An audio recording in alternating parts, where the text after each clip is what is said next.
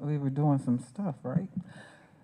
With all that said, the meeting, the regular business meeting for the Buffalo Board of Education, Wednesday, July the 17th, 2024, is now in session. Please rise and salute our flag. On the count of three, 1, 2, 3, I pledge allegiance to the flag of the United States of America and to the republic for which it stands, one nation, under God, indivisible, with liberty and justice for all. Thank you. We started a process, and the land acknowledgement, Dr. Revere, will you be kind enough to acknowledge our Native American families? Pleasure. A land acknowledgement statement by the Buffalo Board of Education. The Buffalo City School District respectfully acknowledges the Haudenosaunee Confederacy, on whose ancestral territory our schools were built. We honor and pay tribute to the indigenous ancestors of the land that we use. We acknowledge the historic, intergenerational traumas they have endured and offer hope and opportunities for healing and reconciliation as we go forward together.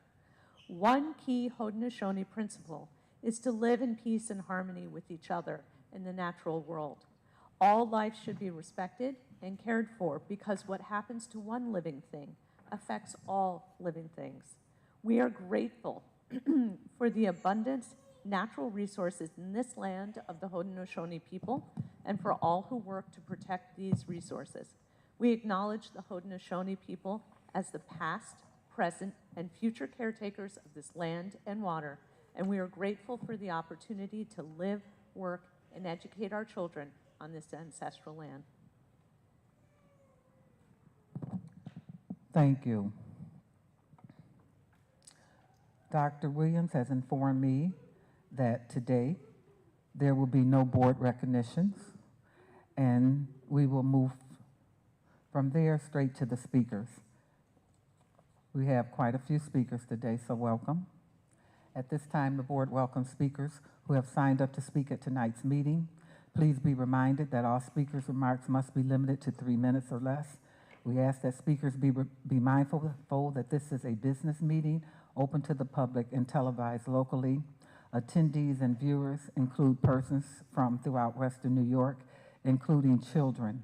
The board asks that speakers conduct themselves professionally and that their comments remain civil and courteous, bearing in mind that they will be heard by people of all ages. This is an opportunity for Buffalo's residents to address the Buffalo Board of Education about issues that serve the public interest and the district's mission, and that the board asks that speakers demonstrate appropriate decorum. Without further ado, our first speaker is Jamar, I'm sorry if I mispronounce your name, Jamara Wheaton, parent, UPK program, Reach Academy. Did I say your name right? Oh, thank you.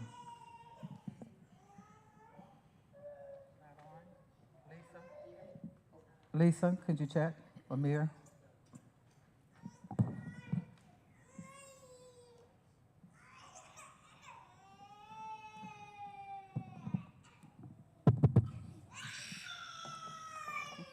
Ladies and gentlemen, let's address a pressing concern regarding the allocation of grant funds intended for UPK programs.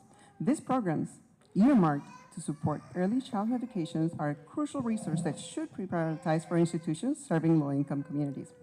It is troubling to note that these funds have been diverted to private institutions such as St. Joseph University's Child Care, South Buffalo Catholic, and the Jewish Community Center. Now, while these institutions undoubtedly provide valuable services, they also charge tuitions for K-8 education. And this raises a fundamental question. Should grants intended for the most vulnerable among us be directed towards those who can't afford to pay? Now, families attending these private institutions often have the means to cover their tuition. Unlike the majority of families served by programs such as Reach Academy UPK, these families rely on subsidized education to give their children a fair start on life and breaking the cycle of inequality from an early age. By allocating these funds based on financial need, we ensure that the resources are directed to where they're needed the most. And this approach not only aligns with the original intent of the grant, but also ensures equitable access to quality education for all children, regardless of their social economic background. Imagine the impact that we can all make by redirecting these resources towards institutions like Reach Academy, which serves the low-income community. These are institutions where every dollar can make a profound difference in a child's life, fostering their growth, development, and future success. In conclusion, let us reaffirm our commitment to fairness and equity in distribution of grant funds. Let us prioritize those who need the support the most and ensure that every child, regardless of their economic circumstances, has the opportunity to thrive. And together, we can build a future where every child begins their educational journey on an equal footing. Thank you. Thank you, Ms. Regan. Dejana Patterson, my bad. Let's start that over. Dejana Patterson, parent. My apologies for not getting it correct. I hope I did. Good evening. I am the voice of Dejana Gilbert, who is standing beside me because she is taking care of future pre-K scholars, hopefully at Reach Academy. Honorable members of the Buffalo Public School Board, I stand before you today as a parent deeply committed to the educational success of our community's children. Specifically, I advocate for the expansion of the Universal Pre-Kindergarten program at Reach Academy, a program whose impact has been nothing short of transformative for our youngest learners. The success of Reach's Academy Up-K program is not mere conjecture, but is evidenced by the remarkable outcome of its students. Through personalized attention, nurturing environments, and a curriculum designed to foster early childhood development, Reach Academy has empowered its Up-K students to thrive academically and socially. Denying the expansion of this program would be tantamount to denying more children the opportunity to benefit from this proven formula of success. Let me underscore the demand and the need for this program. Recently, Reach Academy received over 200 applicants for the Up-K slots and filled every single one within 40 minutes. This overwhelming response from our community underscores not only the program's popularity, but more crucially, the urgent need for accessible, high-quality, early childhood education options. The success stories emerging from Reach's Academy Up-K classroom speaks volumes. Students entering kindergarten from the Up-K program are better prepared both academically and socially, setting a strong foundation for their future educational journeys. Imagine the ripple effect of expanding this program, more children equipped with the skills and confidence to excel in school and beyond. Expanding the Up-K program at Reach Academy is not just a matter of meeting demand, it's a strategic investment in our community's future. It's about ensuring that every child, regardless of background or circumstance, has a fair slot at academic success from the very beginning. By supporting this expansion, you have the opportunity to make a tangible difference in the lives of our children and the vitality of our community. In conclusion, I urge each of you to consider the undeniable evidence of the UK program's success, the overwhelming community support demonstrated by the high demand for enrollment, and the potential benefits of expanding this program to serve more students. Let's seize this opportunity to invest in our children's future. Thank you, and thank you. Thank you. Voice of Dejana, parent. Next, William Yelder, parent, followed by Linda Marzalek, teacher. Okay, good afternoon. Today I come to you with a profound sense of purpose and hope. At Reach Academy, we find ourselves in a unique position and one that carries both immense responsibility and unparalleled opportunity. I've been involved with Reach Academy, and the reason that I'm so involved with Reach Academy, I grew up in this neighborhood. I came to this neighborhood in the 60s, And I came through this neighborhood when there was no growth around. Reach Academy Charter School, we came to this community because we saw it was a need. We saw that the community was not getting the proper responsibility and the proper notice that we survived. Down the street from us was the Tops mass shooting that devastated the city of Buffalo, devastated this community. There was no hope for this community. Reach Academy Charter School took it upon ourselves to come into this community and to bring life into it. We had a pre-K school down the street. We had our seniors there, our middle school, mainly because we wanted to let the community know that we care. We care about the growth of the community. We care about the city, and we care about Cold Spring. We care about the East Side. With the UPK program that's going on, it's an immense opportunity for parents to realize that their kids can get a great education, get involved with someone with a school that cares about them. Our school is dedicated to the opening of all parents to come in and see what we do. I've invited several of you guys to come to the meeting or to come visit the school, and thank you for coming. But this community needs the universal pre-K. We have a lot to offer them, and this community needs that to grow. We chose this community because we believe in the growth of the city of Buffalo. We believe in being good neighbors. And with Reach Academy Charter School, what we have done in the past is showed the community. I'm in the community, I'm a community rep, and people will stop me on the street and want to know, what are those kids for? Those kids are the future of what's going on the East Side. Those kids are the growth of Buffalo, the growth of America, and the growth of this city. Reach Academy Charter School wants this community to grow. And we have gone above and beyond to do what we need to do to make sure that not only are we growing in education, but we're giving them a good education.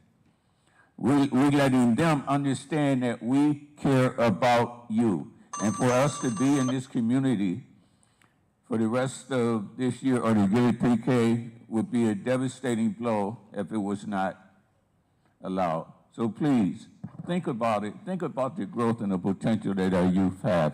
Thank you. Thank you. Next, we have Linda Marzalek.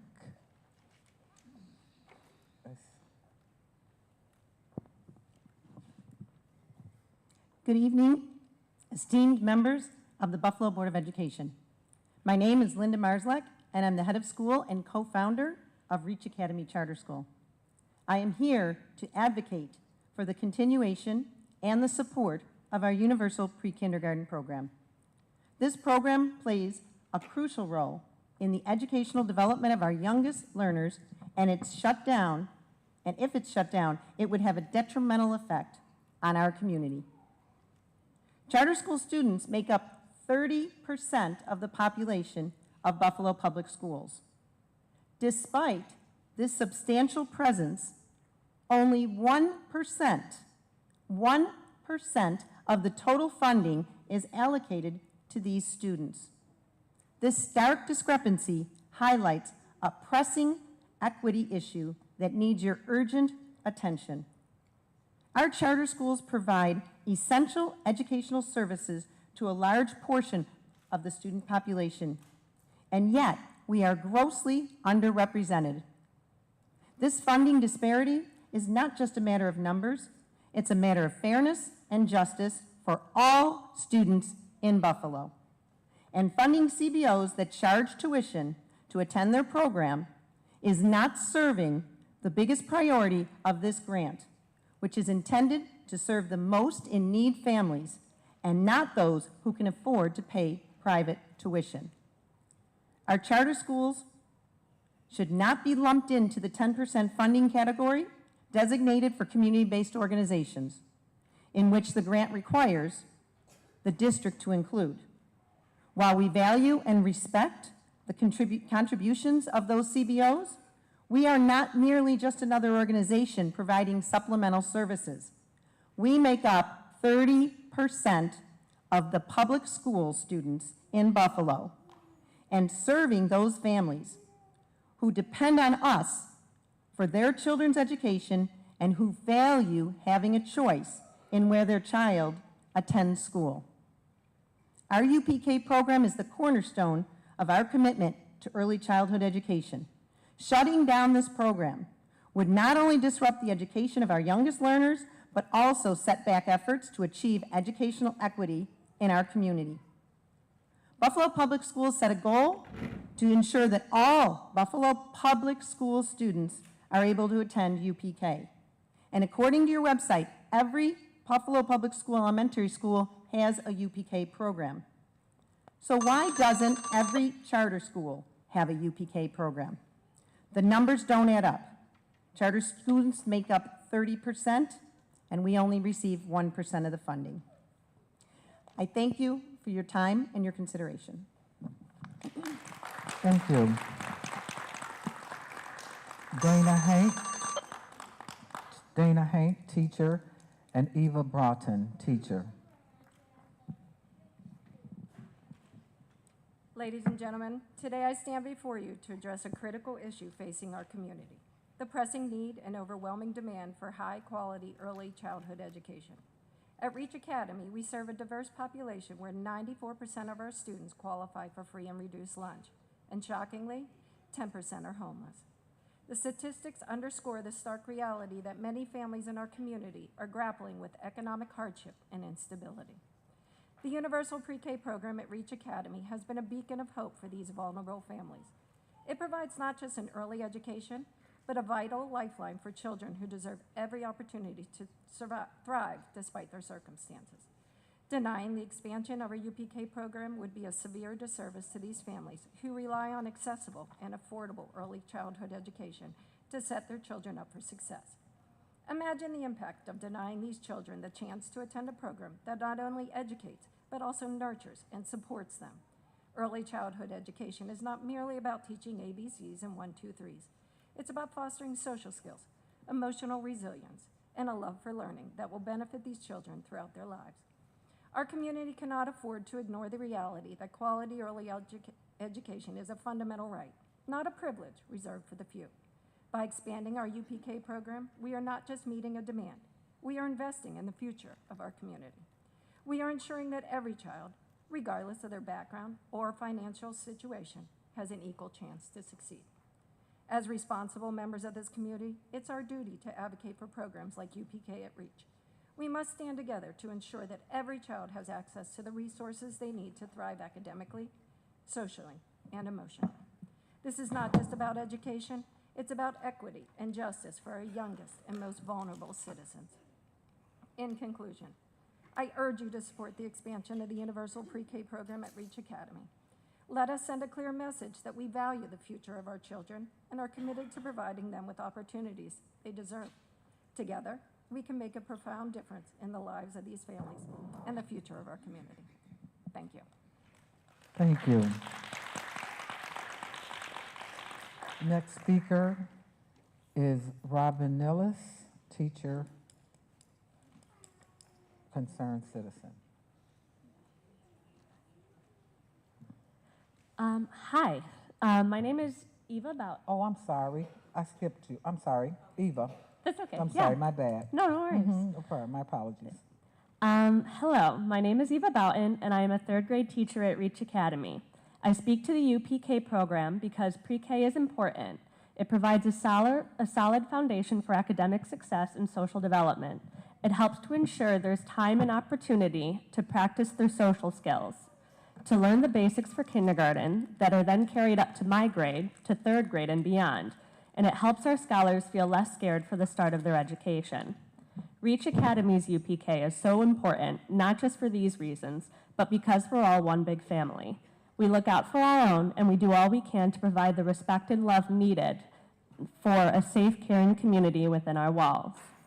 Our UPK program gives families within Western New York a trusted place to provide those foundations that our future citizens need. Scholars that attend our UPK program, who then come to Reach, can already feel like they belong on day one. And even just practically and logistically, they already know the staff, the building, and the culture. Reach UPK isn't just about ensuring equal educational opportunity for our youngest learners in Buffalo. It's not just about free access to early education. It's about providing our scholars and the families that nervously send them off to school the care and support of a larger Reach family. We have plenty of love to share, and we'd ask for your time and consideration to give that opportunity.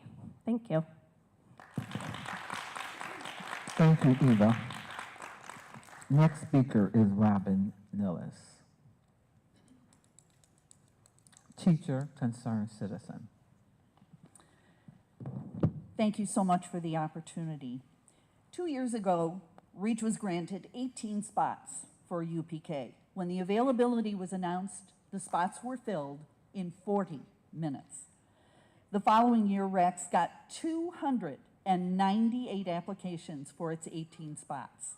This past year, as the applications blew past the 200 mark, we knew we had to try to expand our program. We submitted an application and we got 87% of the possible points on the application portion of the RFP. The issue was the portion of the RFP regarding a site visit. At the time that the BPS representatives visited our location, we were using it as a temporary spot for our middle schoolers. 130 of them were there while we finished construction on our middle school building on Genesee Street.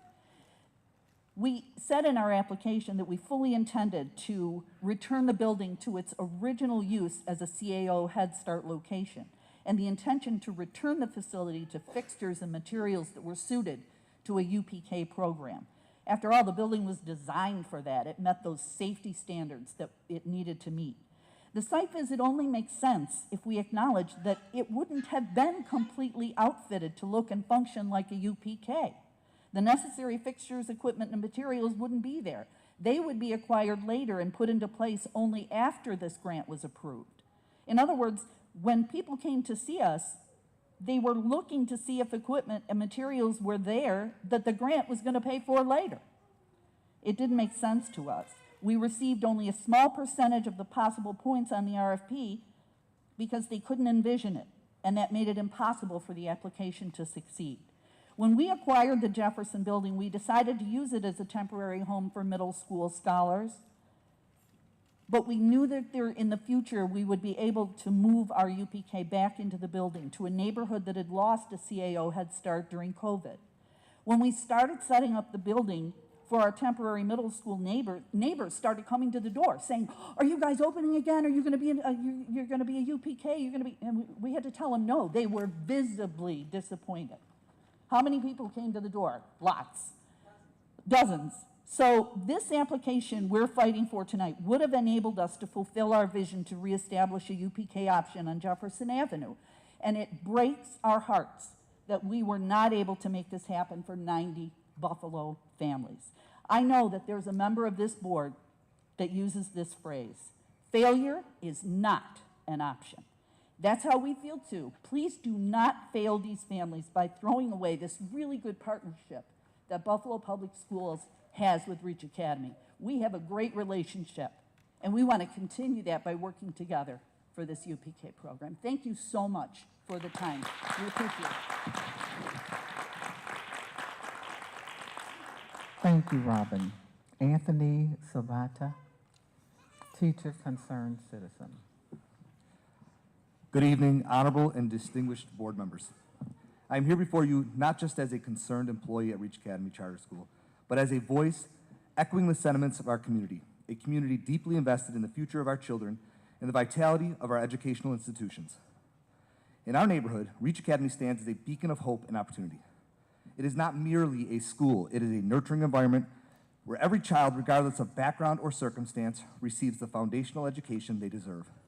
Central to this educational mission is the Universal Pre-Kindergarten Program, a program that has been a lifeline for so many families here at Reach Academy. Often the stories we have all heard speak volumes about the impact a UPK can have on a school community. Like just recently, a single mother working 2 jobs, tearfully expressing to me how UPK has provided her son with more than just early education. It offered her son a safe space to grow, to learn, and to dream. That story is not unique. Countless parents share that same gratitude for UPK at Reach Academy, citing its role in preparing their children for future success in elementary school and beyond. Moreover, our community understands the profound difference between UPK at Reach Academy and tuition-based programs. While both may offer early childhood education, UPK at Reach Academy integrates essential community values, values of inclusivity, support, and accessibility. It ensures that educational opportunities are not reserved for the privileged few, but are accessible to every child in our diverse neighborhood. Yet, despite its undeniable success and the overwhelming support from our community, the future of UPK at Reach Academy hangs in the balance. The recent denial of its continuation and expansion threatens to undermine years of progress and jeopardizes the educational foundation of our children and the progress that Reach Academy and Buffalo Public Schools have accomplished by way of their partnership. Members of the board, I urge you to reconsider. Let us not allow bureaucracy or financial constraints to dictate the future of our children. Let us instead reaffirm our commitment to educational equity and excellence by securing the future of UPK at Reach Academy. In conclusion, the strength of a community is measured by how it supports its most vulnerable members, its children. By preserving and expanding UPK at Reach Academy, we not only invest in their future, but also in the future prosperity of our entire community. Thank you so much for your time. It's greatly appreciated. Thank you. Next, we have Lisa Rogers and Anna Shavaroli. We're working on it. My apologies. No intentions.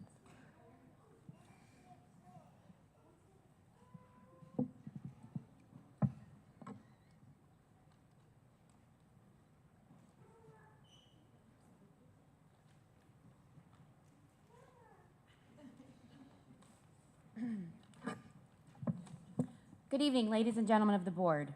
Today I stand before you not just a parent of Lucas, but as a staunch advocate for the future of our children and the prosperity of our community. The Universal Pre-K Kindergarten UPK program at Reach Academy is more than just a program. It is an investment, a crucial investment in the foundation of our children's education and the future fabric of our society. Expanding the UPK program at Reach Academy is not merely about numbers or facilities. It is about nurturing young minds at a pivotal stage of their development. Early education is universally acknowledged as a cornerstone of lifelong success. Research consistently shows that children who receive quality early education perform better academically, have higher graduation rates, and are more likely to secure stable employment in the future. By enhancing and expanding the UPK program, we are ensuring that our children and our community have access to the tools they need to thrive. We are leveling the playing field, providing equitable opportunities for every child to reach their full potential, regardless of their background or circumstances. This is not just about preparing them for kindergarten, it's for preparing them for life. Beyond what the REACH program has provided for my personal son, Lucas, who we've all just heard, who, oh, great. Well, not great, but better than it was being me. Yes, he was one of the children in the UPK program that just graduated this year, so kudos to all those teachers. Not only for my son and Lucas, investigating early education is not just a social responsibility, it's an economic imperative. Studies indicate that for every dollar invested in early childhood education, there is a significant return on investment in terms of reduced societal costs, such as lower crime rates and decreased reliance on social services. It's a win-win situation where our children flourish and our community prospers. As stewards of education and community development, we have a unique opportunity and a profound responsibility to make decisions that will shape the future. By expanding the UPK program at Reach Academy, we are making a commitment to our children, to their families, and to the future of our community. Together, we can ensure that every child has the chance to start their educational journey and on solid background, setting the stage for a brighter and more promising future for us all. Thank you for considering the importance of this initiative. Let's invest today for a better tomorrow for our children and our community. Thank you. Thank you, Lisa. Anna, we're not gonna go there. Chevaroli, Chavaroli, like a pasta. like a pasta, okay, thank you. Chavaroli. Hello, board members. Today I have a passionate plea for the expansion of the UPK program at REACH. This initiative is not merely about adding more classrooms or increasing enrollment numbers. It's about addressing a critical issue that affects the heart of our community, which is educational inequality. Every child deserves an opportunity to succeed, regardless of their family's financial circumstances. By expanding the UPK program at REACH, we're taking a crucial step towards leveling the playing field for all children. This program provides these young minds with a strong educational foundation during their formative years, setting them on a path towards future academic success. Research consistently shows that early childhood education has a profound impact on a child's cognitive development, social skills, and future academic achievements. By prioritizing the expansion at REACH, we're prioritizing those who need it most. We're investing in the potential of every child, regardless of their socioeconomic background, and giving them the tools they need to thrive for school and years beyond. Closing the achievement gap starts with providing quality education from the very beginning. It starts with ensuring that every child, regardless of their zip code or family income, has access to the same opportunities. As members of this esteemed board, you have the power to make a profound impact on the lives of our community's children. By supporting the expansion of UPK at REACH, you're demonstrating your commitment to the educational excellence and equity. You're showing that our community values every child's potential and is willing to invest in their future. I urge you to consider the long-term benefits of expanding UPK at REACH, and together we can bridge the gap between educational privilege and disadvantage. Thank you. Thank you. Samara Coulson? Coulson? How did I do? I'm getting there. Thank you. Good evening, ladies and gentlemen, and respected board members.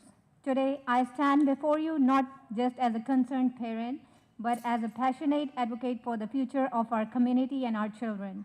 The decision to deny the continuation and expansion of the universal pre-kindergarten program at REACH Academy has far-reaching consequences that extend beyond individual families.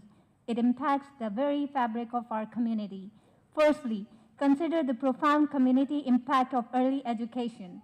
A solid foundation in early childhood education sets the stage for academic success and shapes the future of our society. Studies consistently show that children who receive quality early education are more likely to achieve higher academic outcomes and become productive members of the society.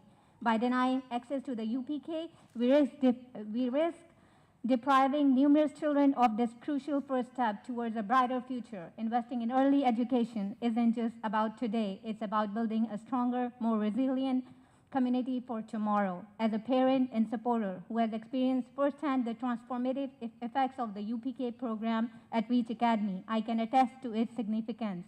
This program goes beyond mere academic preparation. It nurtures the social and emotional growth of our youngest learners. It provides them with a safe and stimulating environment where they can develop crucial skills that will serve them well throughout their lives. Expanding UPK means extending these invaluable opportunities to more children, ensuring that every child has the chance to thrive and succeed. In conclusion, the decision to deny the UPK program at REACH Academy affects not just a few families, but the entire community. By supporting the expansion of UPK, we invest in the future of our children and the prosperity of our community. Let us ensure that every child, regardless of their background, has the opportunity to receive a strong start in life through quality early education.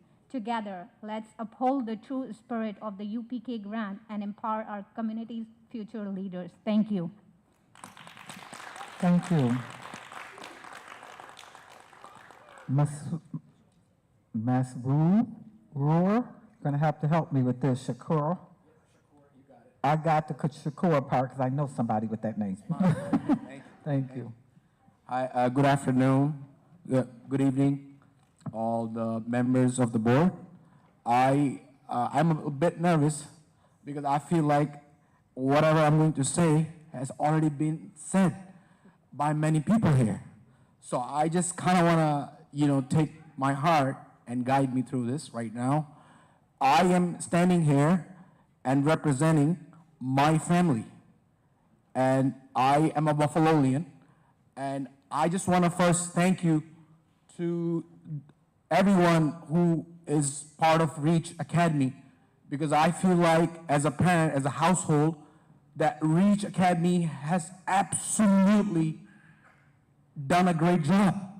And I have witnessed it from my own eyes throughout the mornings and the evenings. Every time I would go to pick up my kids, I have seen nothing but hard work. I can name you the people who work so hard to make this school and let alone this community and city a beautiful place. And I can tell you right now, if you just look at the building that we have prepared with a lot of hard work, it's a beautiful art. It's such a beautiful building, and the people makes it even more beautiful. They are very friendly, and it makes it like a home as a family. So, and I humbly request to everyone in the board member over here, please consider this. Our children needs this education. And I feel like if there's anyone need to be having this grant, it's Reach Academy. Because it's through their hard work that I'm standing here and I'm presenting. And my kids go there as of right now, but I do have a little children that can take full advantage of this program. And I would not want my children to be in anyone else's hand other than the Reach. Thank you so much, everyone. Thank you. Next speaker, Dean Wheaton, teacher.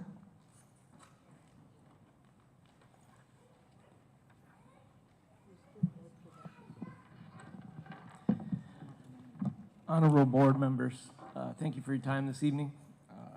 I'm here today as a passionate advocate for the expansion of the universal pre-K program at Reach Academy. Our community faces a critical need for accessible early education, and Reach Academy stands uniquely positioned to fulfill this demand. At present, many UPK programs across our district struggle to reach their enrollment capacities, while Reach continues to boast a long and substantial wait list. This contrast underscores the urgency and relevance of our request today. Families in our community are actively seeking quality early education opportunities, and Reach Academy has earned their trust and confidence. Expanding our UPK program is not merely a matter of increasing numbers, it is about fulfilling our commitment to the community's children and families. By increasing our capacity, we will extend the proven benefits of early education to more households, ensuring that every child receives the foundational skills and nurturing environment they deserve. Quality early education is not a luxury. It is a necessity, especially for those who face barriers to accessing those type of opportunities. By scaling our UPK program, we not only meet the current demand, but also pave the way for a brighter future for our community. Investing in early education is proven to yield very long-term benefits, including higher graduation rates, reduced crime rates, and enhanced workforce readiness. So I urge you to consider the broader impact of this decision beyond the confines of our meeting today. By expanding the UPK program at Reach Academy, we demonstrate our unwavering commitment to equity and excellence in education. In closing, let's seize this moment to make a profound difference in the lives of our youngest learners and their families. Let us expand the UPK program at Reach Academy, not only to meet but exceed the expectations of our community. Together, we can build a stronger, more resilient future for Buffalo by investing in the foundation of our children's success. Thank you again for your time. Thank you, Mr. Wheaton. Monica Ridgway, teacher. followed by our final speaker on this topic, which is Finley Wheaton. Yes, I worked in the pre-K this year, and it was beautiful at the school. But, you know, young children who enjoy positive early experience are better able to enjoy the skills that prepare them for school.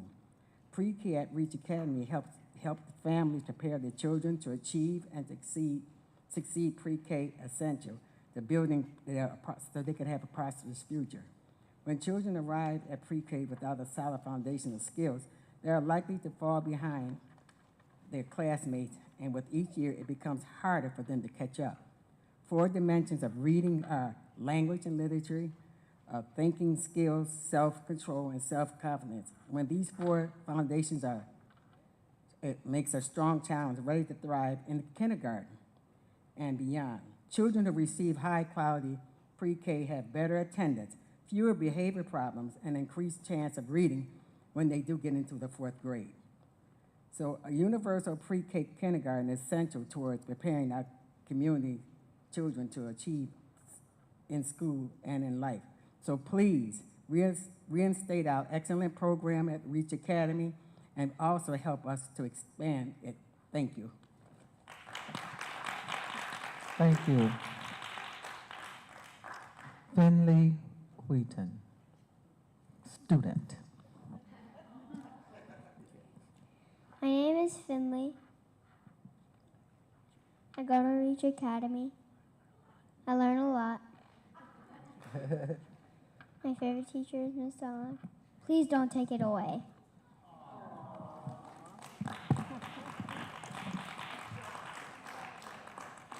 Obviously, the Wheaton family is an advocacy family here. I think we've got them on here quite a few times. Our final speaker tonight is Ed Spadell, parent.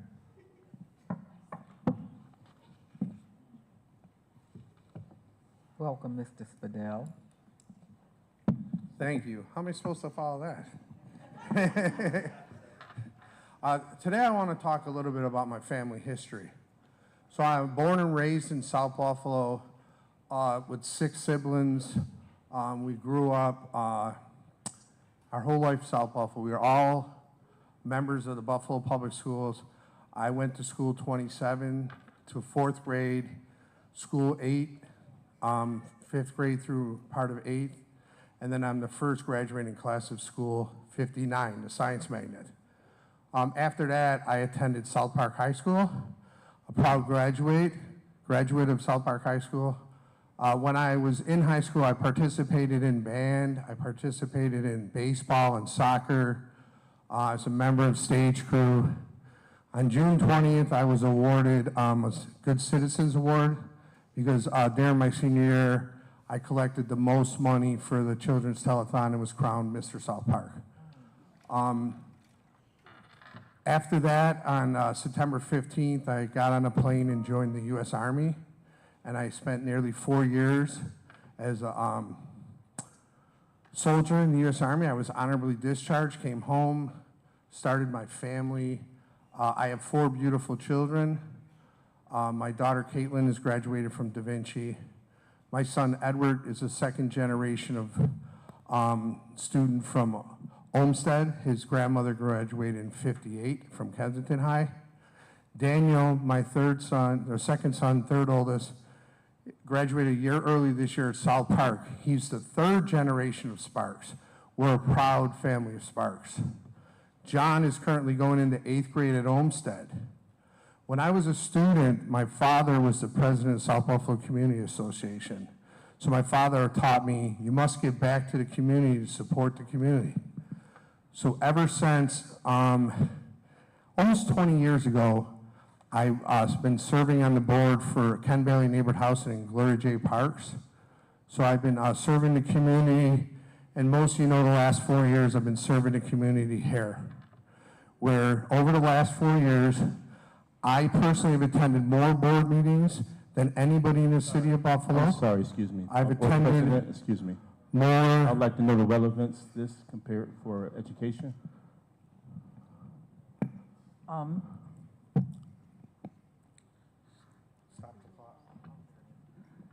Mr. Hurd, The speakers have 3 minutes. We have to see where this is going. You have no right to interrupt this speaker.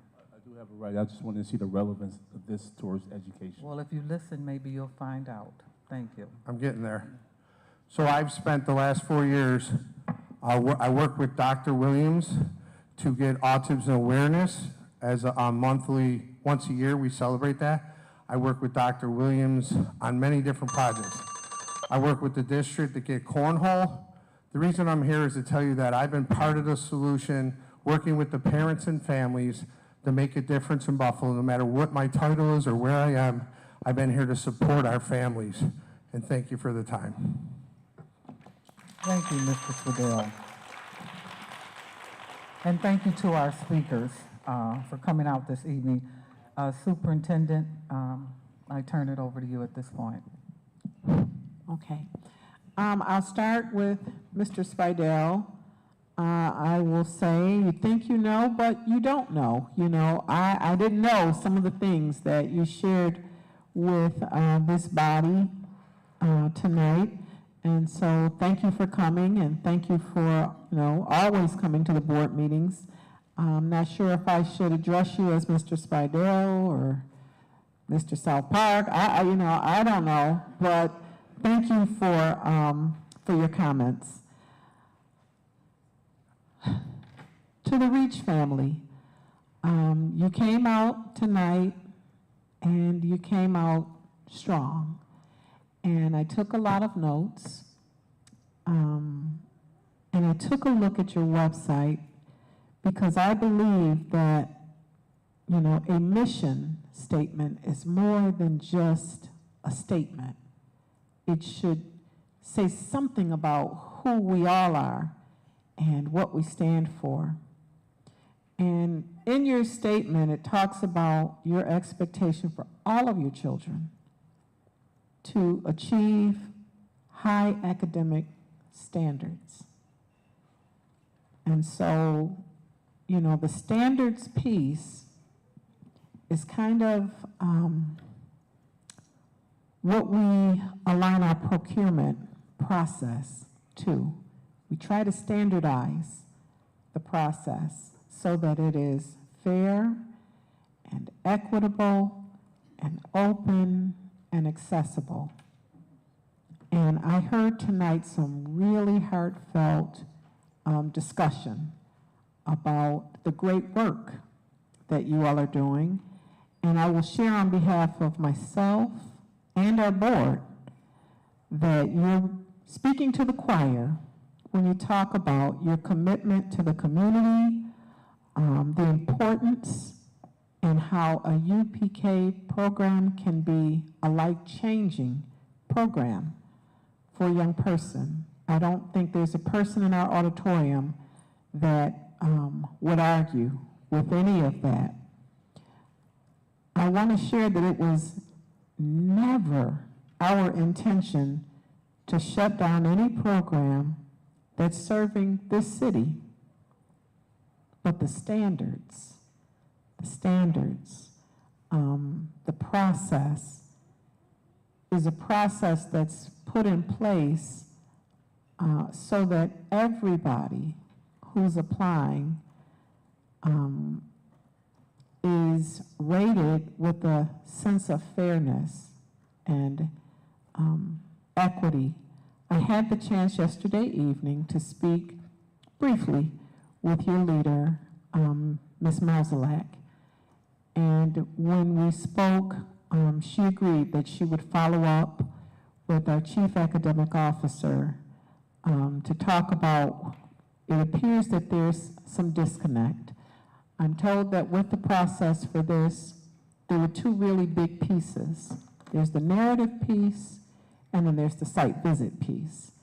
And it appears that it is the site visit piece where there was some concerns. And so that offer still is on the table for you to meet with Chief Botticelli and her team so that we can, you know, take a look at where that disconnect was. But it does state, I took a look today because I wanted to see, and it does state that an award cannot be given without a site visit. That site visit piece is pretty significant. So I can't go into specifics tonight, but the offer is on the table to meet with Chief Botticelli and to follow up there. I certainly want to thank all of you for coming out. There's certainly a strength in numbers. And I particularly enjoyed Mr. Finley Wheaton's. I think he summed it up real nicely. I don't know if you planned for him to be the final speaker or not, but it worked out well. I could drop the mic, you know. I can tell that he loves his school and he loves the school community. So again, I want to thank you all for coming out this evening, hearing from parents and teachers and your leader. I think we all heard all of the concerns that you shared tonight. So thank you. Thank you.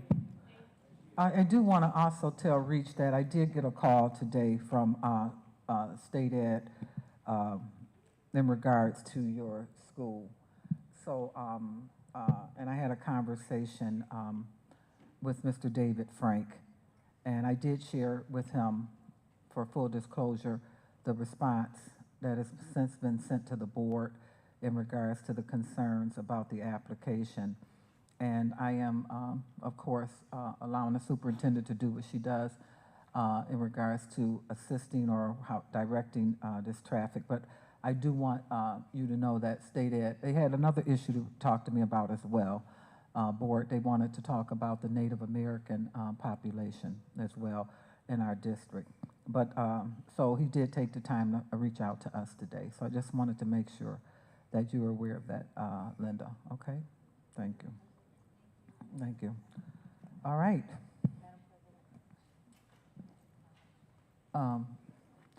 Board Member Woods. I just want to say for the record that sharing a resume at a board meeting when you're a candidate for a board office means that all other candidates should be given equal time for TV, for a television audience. I feel it is inappropriate. This is not a political forum, and I'd like that to be entered into the record. So much. Love you, Ed, but it was so much for the politics of the board. Let's focus in on student outcomes. Thank you, Reach Academy. I'm sorry to you have to go through that. Thank you. Thank you. Yes, thank you. Linda, I'll be in touch with you, okay? Thank you.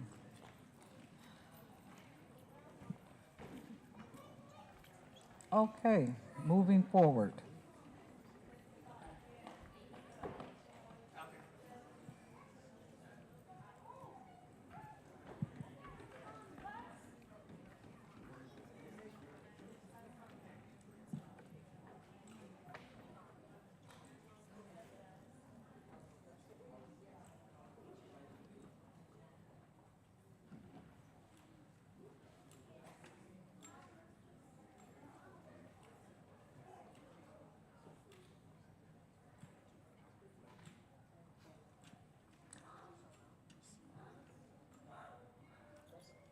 Okay, so for the most part, things have cleared out a little bit. Our student representative will not return again until September, so that part of our agenda will not be moved forward. The superintendent's update is up now. And I'd like to say for the record, Paulette Woods, in our guidelines, it says that a person can come before the board and speak for 3 minutes, okay?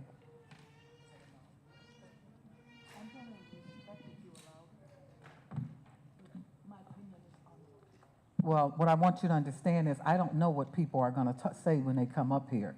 And so they are allowed 3 minutes before the board. If you want to talk about addressing and changing the policy, we can talk about that.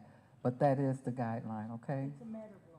I'm sorry, if I can intervene. It does say on the sheet is, under Ed Spidell parent, is regarding myself. So I'm not quite sure how clear that can be when the candidate is coming speaking to the board in front of the audience and he's speaking about himself.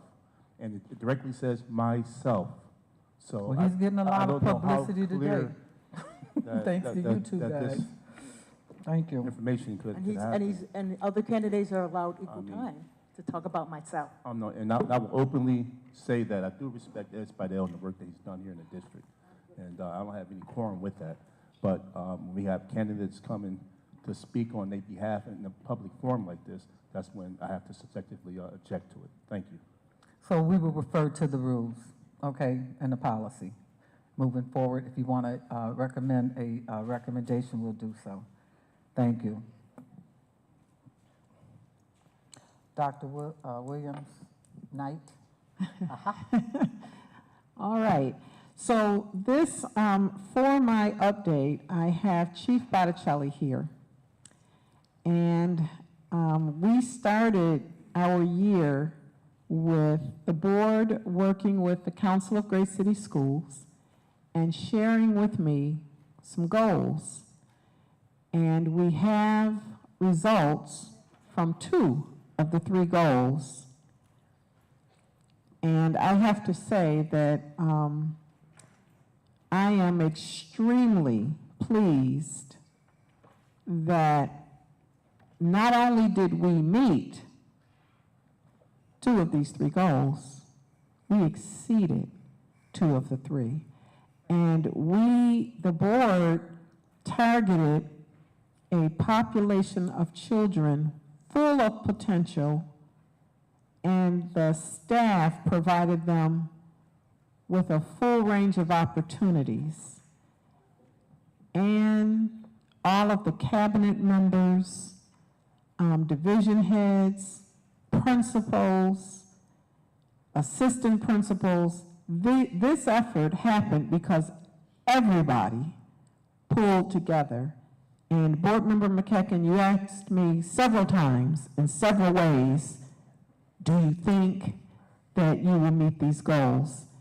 And we met and we exceeded, and it is a happy day. Our teachers, our coaches knocked it out of the park. And so, Chief Botticelli, take your kudos before you begin to present. Your team should be commended again, as everyone. Our ASLs worked so close with the principals, making sure no stone was left unturned. So we're going to hear tonight how we met the DIBELS and the iReady goal for our socially economically disadvantaged 3rd grade students in the city of Buffalo. Chief Botticelli. Well, that is hard to beat. It was tough. This was tough work. The team, so my team, the cabinet team, the teachers, the students, the principals did such a phenomenal job. I don't have words to express the hard work that they put in, the monitoring that took place, the tight instruction that took place in so many of these classrooms. Sadly, my presentation will be a little dry because it's nothing but numbers, but I will walk us through where we are and how we got to this point. So next slide, please.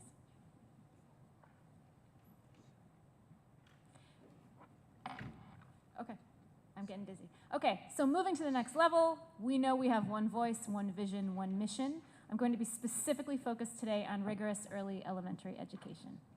Next slide, please. Again, we have 5 goals established by the superintendent, and the first 2 is really where we're talking.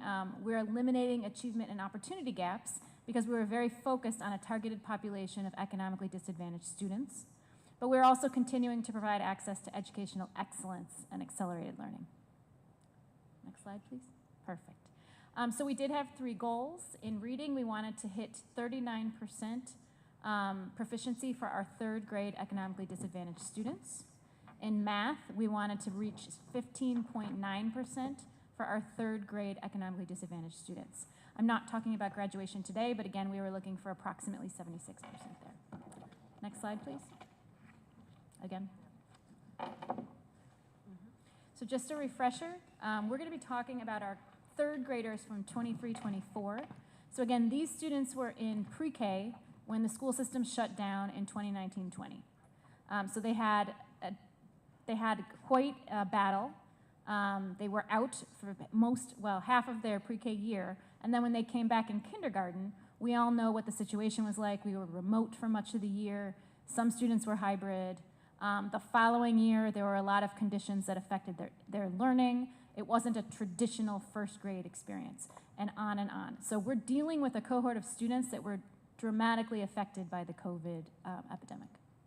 Next slide, please. So I'm going to start by looking at kindergarten. So you can see in 2021, that is our group of third graders that we'll be looking at. So this is where they started in kindergarten. They ended the year with 88%. They're 78% below level. So the vast majority of those students were not reaching proficiency, right? They were 22% that were actually at benchmark or above at the end of kindergarten. So that's the cohort that we are tracking up through third grade. So again, they started very far behind where our traditional kindergarten population would be at the end of the school year in 2021. You can see, though, that we've put a lot of work in with our phonics program, with our writing program, et cetera. DIBELS specifically targets students' ability to decode text, so that's a lot of what I'll talk about tonight. You know that we've brought in Orton Gillingham, we've brought in morphology, we're doing a lot of work to bolster the phonics skills for our students, and you can see that trajectory. So if you look at the 2021 cohort, right, the well below category was 67%. 67% of those current third graders in kindergarten finished the year well below. This year, the kindergarten cohort, that number is 37%. That's a 30% drop over the past few years. So you can tell that the hard work that staff have put in to support our students is really paying off. If you look across, in 2021, those third graders were at 22% proficiency. And in just a few years, the current cohort is at 49% proficiency. That's 27% growth over the past few years. So I know it's a different bunch of students, but I just want to point out the difference that the program and the training have made for our staff and our students. So even though these are the 2023 cohort is a different group of kids, you can see the dramatic impact the work has had on proficiency at that grade level. And then when you look at our economically disadvantaged population, if you look at those numbers, again, a similar trajectory. In 2021, there were 71% of the economically disadvantaged students who were well below grade level. This year, they finished at 39%. So again, that 32% decrease in the population of students who are well below proficiency. So we're on the right path. We've got the right programs. We've been giving the appropriate training, and our teachers and principals have been putting in the hard work. And obviously, our students are benefiting. Next slide, please. So in 21-22, if you follow that across, those are the third graders. So you can see that 52% at the end of first grade were still well below proficiency. 36% were on track, so benchmark or above. If you look at first grade overall, in 2021, the cohort of first graders had 59% well below proficiency. This year's cohort was 39%. So that's, again, 20% drop over the past few years in the number of students, or the percent of students that are well below proficiency. This year's first graders ended up at 48% proficiency, which is a 16% increase over the past few years. So again, the work that people are putting in is obviously demonstrating success. And you can see a similar trajectory with the students who are classified as economically disadvantaged. Next slide, please. So when we look at our grade 2 results, in 2021, 66% of the students were below proficiency.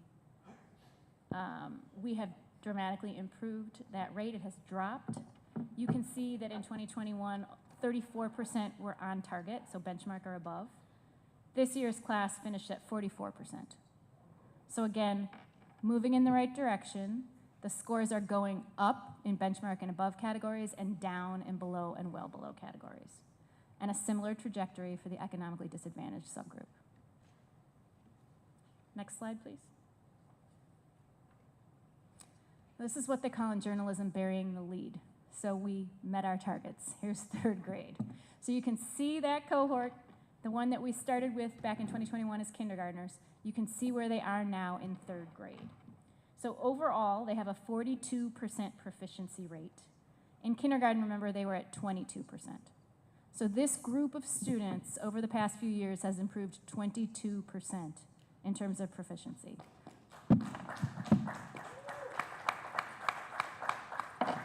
And if we can just pause for 1 minute, because it wasn't just the academic team or the ASLs, but I think prioritizing how funding was spent, helped to support it.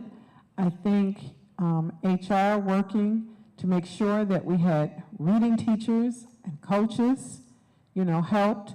Our district had a district data team that worked tirelessly with principals, even sending out specific emails to individual principals, sending out information and communications to our parents to make sure that they all knew what the target was, working with our partners, Say Yes, Read to Succeed, all of these things. So it didn't just happen by happenstance.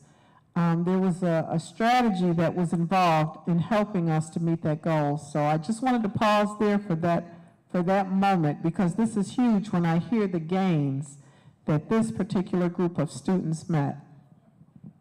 Thank you. And thank you again to all of my colleagues who really helped support this work. And you, Dr. Williams, you were right on board with us at every step of the way, making sure that schools were on top of their data and that we were supporting our students. So thank you. If you look at the economically disadvantaged subgroup, you can see that this year's cohort of third graders finished at 40% proficiency, and they were at 18% in kindergarten. So obviously huge gains. This exceeds our target. The target was 39%, so we're 1% above. We're very happy about that. I also want to point out, if you look at the well below and below population in 23-24, the group right now is at 60% below proficiency, but it was 82% when they were in kindergarten. So again, the numbers are moving in the right direction. We're having more students jump into benchmark and above benchmark, and fewer students are in below and well below categories. So the hard work has paid off for this year's cohort. Obviously, 40% is not the final outcome. We want to keep pushing these kids, keep intervening and making sure that they reach proficiency, but we're very pleased that we were able to meet the target that the board set. Next slide, please. Our fourth graders, if you remember, were in kindergarten when they went out for the COVID closure, so they were also dramatically impacted. And you can see this in some of their data. This cohort of students is at 38% proficiency, but we want them to be higher, obviously, so we'll continue to intervene with these particular students. But they have benefited from the Orton-Gillingham intervention and the other work that schools are doing. So we're going to keep an eye on the fourth grade population. They will no longer be taking dibbles, but we have other tests that we can use to measure their proficiency. Next slide, please. So I'm going to go a little deeper into the data for you. So again, this is the group of students who are considered economically disadvantaged, and this is by measure. So we broke out the subtests that the students take in this particular battery. So the first is nonsense word fluency, correct letter sound. So students are asked to look at nonsense words, so words they could not have memorized because they're not real. So no one could have pre-gamed, right? You can't look at a list and memorize words. So these are nonsense words, and students are asked to decode them. So when they first see the word, they may either sound the word out letter by letter. So if it was D-O-Z, they would say D-A-Z. Or the next measure, words recoded correctly, they might be able to read it all together, das. Students who can read the nonsense word more fluently actually end up with higher scores because they can move more quickly through the words. So what these two tests tell us is whether students have internalized the phonics skills we're teaching them. If they have, they would look at a Z and know that it says Z, right? Or they would look at a TH and know that it might say th or th, right? So kids who've internalized the rules of phonics get higher scores on nonsense word fluency because when they see the letters, even though the letter combination is a false word, they know how to read it.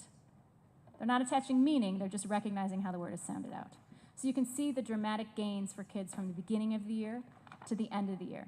Nonsense word fluency correct letter sound is one of the most heavily measured subtests on the Dibbles battery. So it has a higher weight than some of the other measures in this particular set of tests.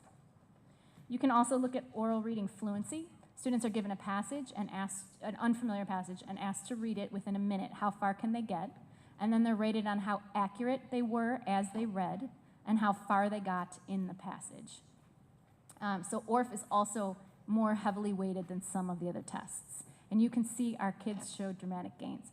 So the targeted phonics instruction, the intervention that these students received, shows up when you look at these tests. Specifically here, you can see it in words recoded correctly, from 31.5% to 45.6%. Okay. Next slide, please. So here we broke out some of the data by school so that you could look at how the economically disadvantaged students performed by building. So if you look at the two far columns, benchmark and above, you can see the percentage or the number of students that have hit proficiency at that particular school in this subgroup. I just want to give a few shout outs. If you look at schools 6, 17, 18, and 19, you can see some really, really hard work that took place. Look at school 18, they had 61% proficiency, right? So as a district, we reached 40, they hit 61%. But the other schools I called out also did a phenomenal job. So they exceeded that 40%. Some of them were 50% or above. So they really did some hard work. They supported their kids. They were strategic about the intervention they provided. And so I shout out to those schools, those teachers, those students, those administrators, because they really, really worked hard. I mean, I talked so many times to the principal at school 17 about how much her teachers were working and how hard they were performing. So they were phenomenal. All the schools were phenomenal, but I had to call out a few. Next slide, please. Here again, if you look, there are a number of schools that were either almost at 50% or higher. So 43, 48, and 50 reached 49%, 48%, and 57% respectively. So again, these schools, all the schools worked really hard. A few of them exceeded all of our expectations. Next slide, please. Here's a few more. School 61, School 64, School 67 at 57%, 64%, and 49% respectively. So again, beating the district average, really working hard, staying focused, supporting their students, being as strategic as possible with the interventions they provided. Next slide, please. School 80 and 81, 47% and 50%. Next slide, please. And Waterfront, 54%. Brand new principal there, really, really worked strategically with his staff. They did a phenomenal job. And I will say they also had strong data. A lot of these schools had really strong data at other grade levels as well. We're focused here on third grade, but I have to say, you should see some of the kindergarten data at some of these buildings. Phenomenal.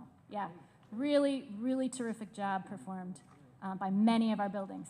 So even some of them that might not have gotten as high in third grade, their kindergarten data was fantastic.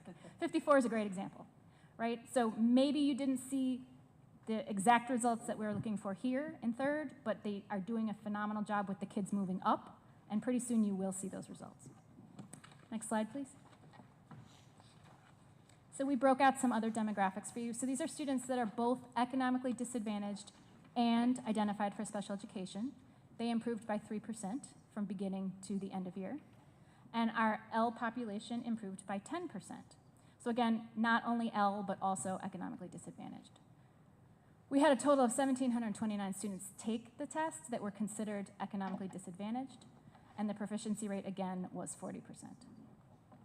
Next slide, please. So our Asian population improved by 8% from beginning to end of year. and 9% for our Black and African American population.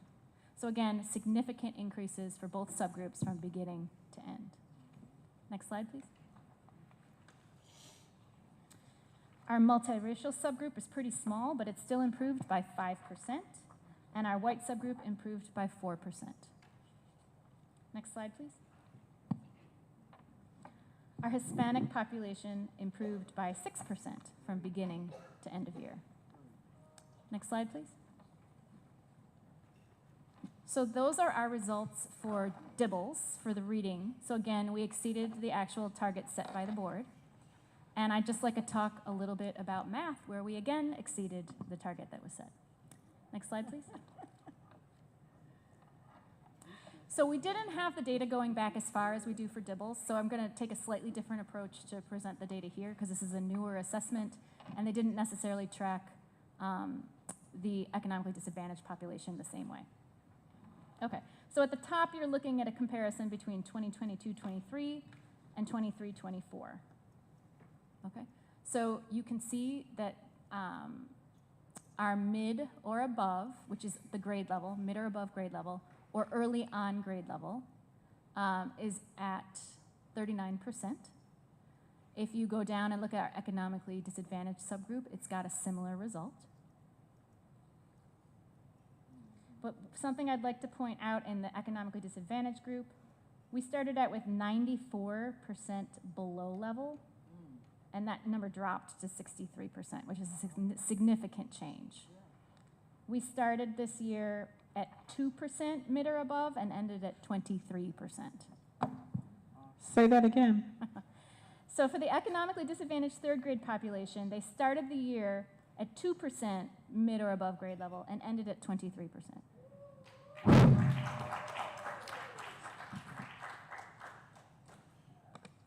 If I could do a cartwheel, I would, because I know what this means for these students. We want them to continue from here to get better and better and better.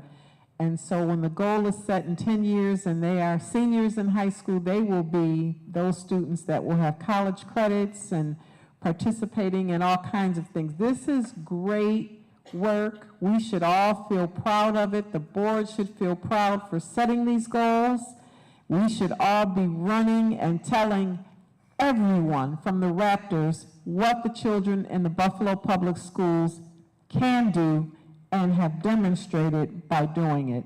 This is exciting. I'm excited. I'm ecstatic about it. Okay. And I have to give a lot of credit. I mean, not only did the schools outperform expectations, the math department supported them. My assistant superintendent for curriculum, Kelly Baudo, took walks through schools looking for classroom instruction. I mean, people were very purposeful. We had a very focused implementation of First in Math, thank you, State Ed, which, by the way, is, again, expanding up through 7th and 8th grade. So we will now have it K through 8. So it builds fluency, and you saw the impact here with many of our kindergartners. Even early on grade level, so mid or above and early on are both considered proficient. So you can see that group went from 4% to 14%. So continued growth. These are the kindergartners moving up into first grade next year. We're very excited to see how they perform. Next slide, please. So our first graders overall ended the year at 29% proficiency, and our economically disadvantaged subgroup was at 26%. So you can see there was 0% mid or above for that subgroup at the beginning of the year, and that ended at 16%. And then early on grade level went from 1 to 10. So actually there was only 1% proficiency at the beginning of the year, and it's up to 26 now. So again, you can also see at the beginning of the year, 42% were 2 or more grades below, and that number decreased to 17%. Next slide, please. In second grade, we ended the year at 22% overall and 17% for our economically disadvantaged population, and that they really only began at 2%. So that is a steep increase. And then 2 or more grade levels below went from 63 down to 34%, which is what we want to see. And then mic drop, we're at third grade. Next slide, please. Okay. So we ended the year at 24% overall, 20.7% for our economically disadvantaged subgroup. And again, some of the numbers, they're not going to add up if you try to add them up to 100% because they're rounded, so it won't pan out exactly. But that group ended actually at 20.7%. And the goal was 15.9% because last year, I think we were all in shock and concerned that our third graders who were economically disadvantaged in 2023 were scoring at 13%. And this year, they are up to 20%. That's huge. That's a huge increase. So I always have to repeat, this is a particular group of students that was dramatically impacted by COVID. I mean, if you can imagine, a lot of students struggle in the beginning learning their numbers and having number sense and really understanding the concepts involved in some of the math. And to do that through a screen is a very different experience. They didn't have the hands-on manipulatives. They had virtual manipulatives. It was just a different world that many of these kids experienced in kindergarten. So to see that kind of growth is very impressive. That whole cohort has worked really hard. Next slide, please. So grade 4 ended the year at 23% proficiency. Our subgroup was at 19%. Again, this was the group that was in kindergarten in 2019-20, so we want to keep particular focus on that group of students. Next slide, please. So again, we broke it out for you by school. Next one. Thank you. Okay, so just a couple of shout outs. If you look at school 17, they had 28%, no, yes, this one's a little different, it's on the left. 28% proficiency, which is really phenomenal. 57% proficiency at school 19. That is due in large part to Mr. Majik, who is one of the best math teachers I have ever witnessed. If you ever get a chance, go visit school 19, grade 3, he's phenomenal. And it showed in his data.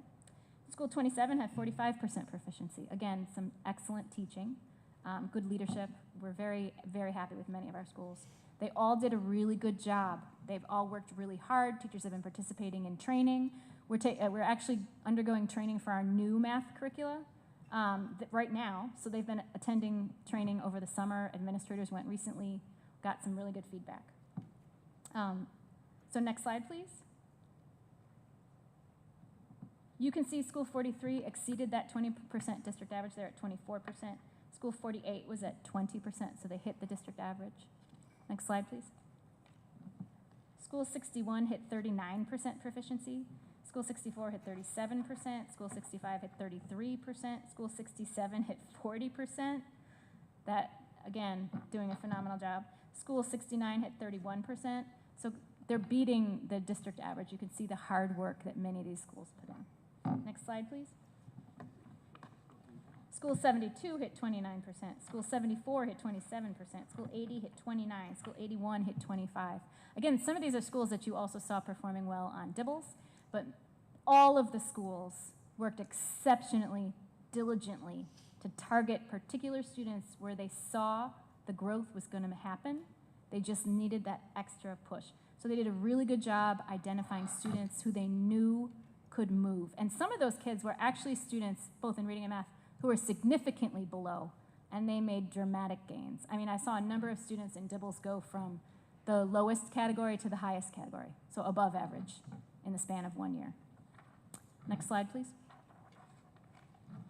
School 89 hit 24% proficiency. School 92 hit 32% proficiency. 93 hit 23%. 97 hit 24%. I could keep going on. The schools worked really hard. They really embraced the work that we asked them to do. The principals did an excellent job monitoring. The ASL stayed on top of it. OSA has been exceptionally helpful pulling this data for me, walking through it, making sure we checked and rechecked and triple checked everything. So I just want to say that it has been a district-wide effort. Next slide, please. Our SPED population moved 9% from beginning to end of year. Our L population moved 11.5% from beginning to end.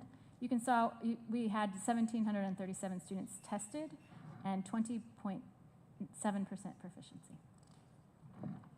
Next slide.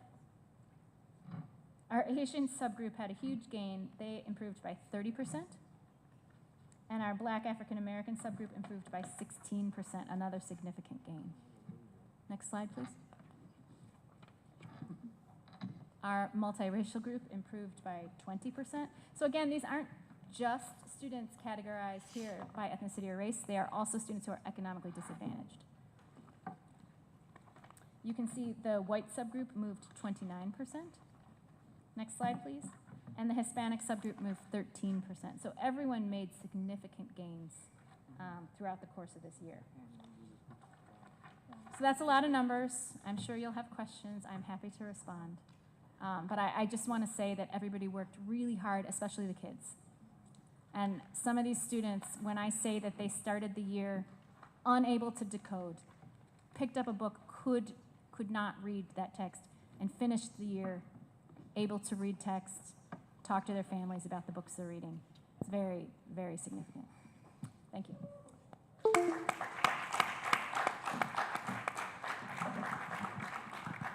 Isn't this when the gold confetti comes down or something? The balloons. The balloons or something. Thank you, Chief Academic Officer. Madam Superintendent, I'd like to ask the board if they have any questions in regards to this. Or any comments. Board Member McCutcheon.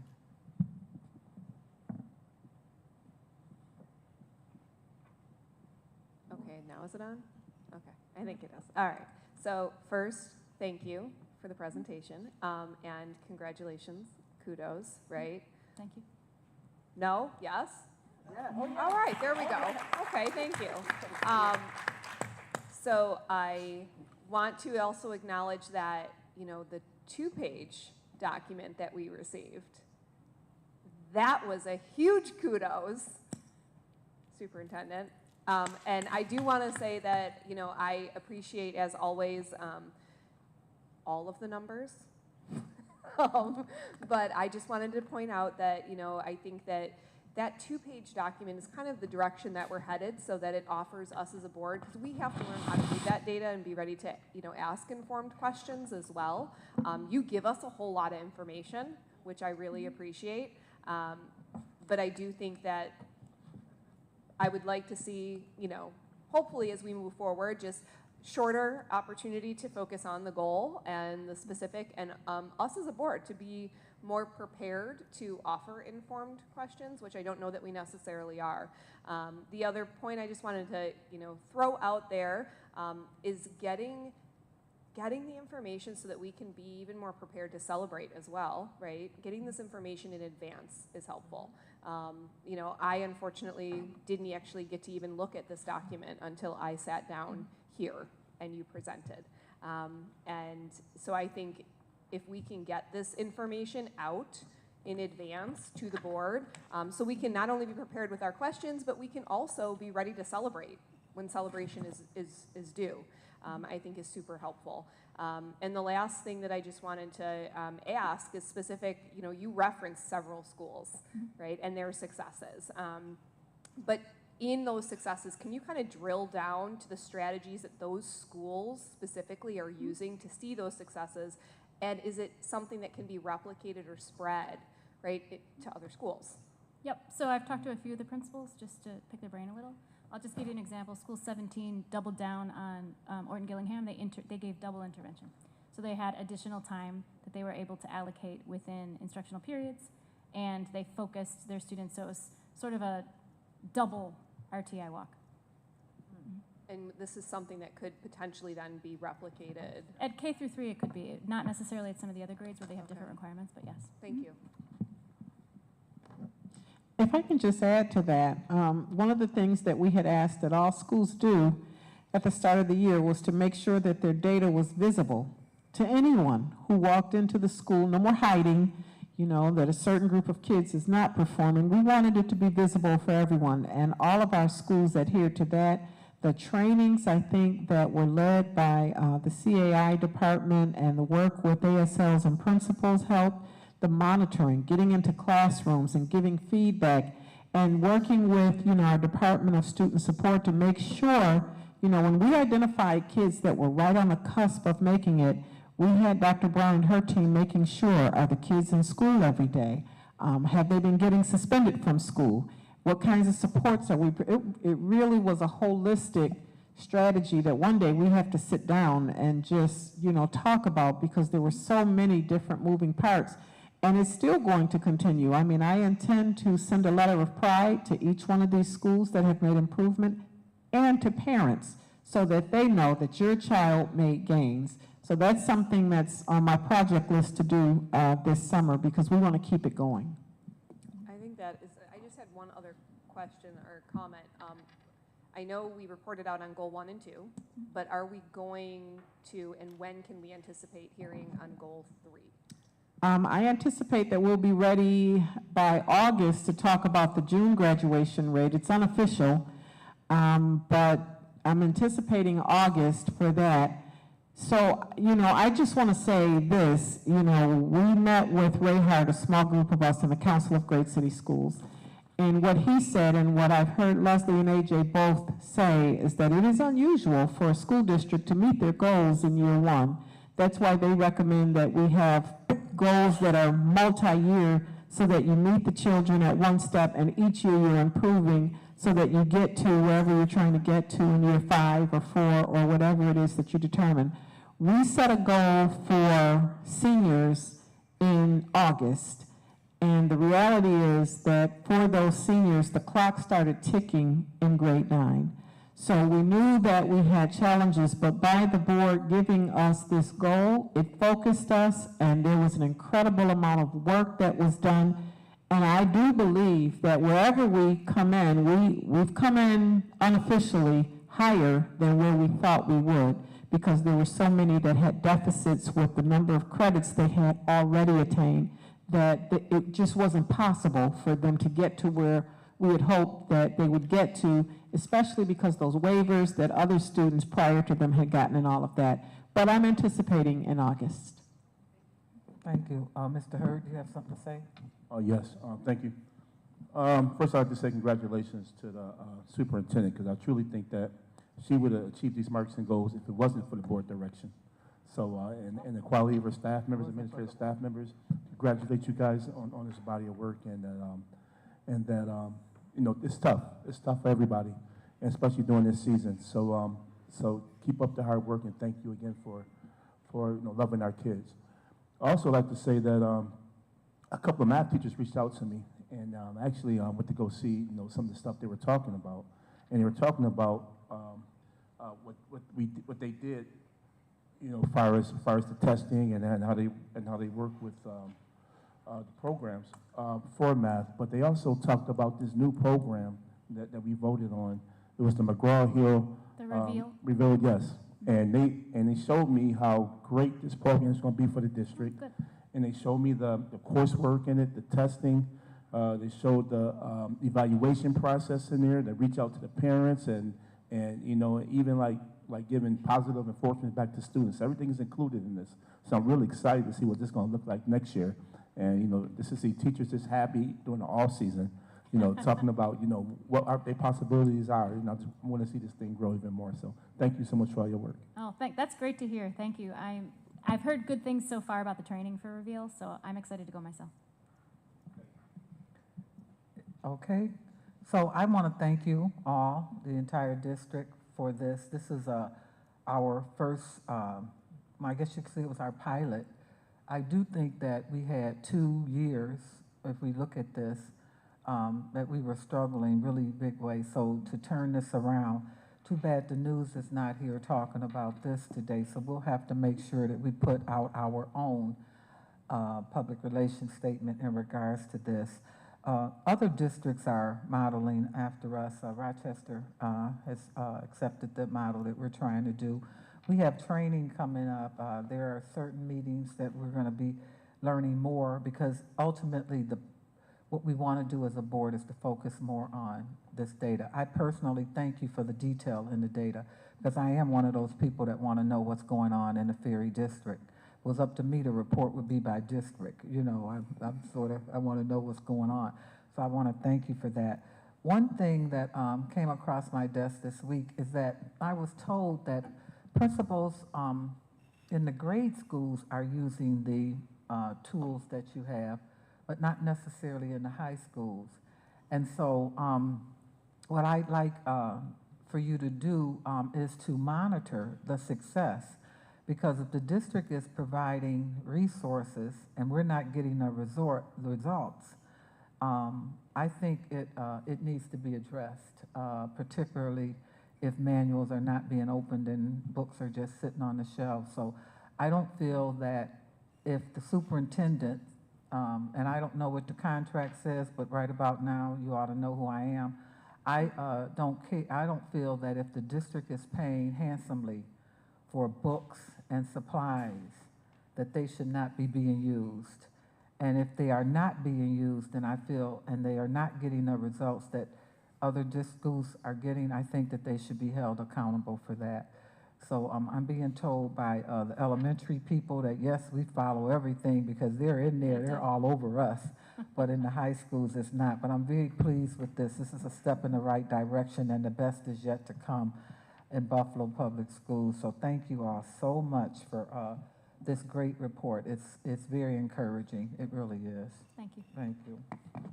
And just one final comment that, you know, WASED, it's a program that we have invested a lot into, and it is a program, I've been out and I've seen it, that encourages vocabulary, speaking, science, measurement, adding, and it really is one that's building confidence with our children and asking questions, and it reinforces, you know, there are more ways to teach literacy than just dibbles. There are more ways to teach mathematics and science than just in that curriculum, and it just is a, you know, a compilation of everything.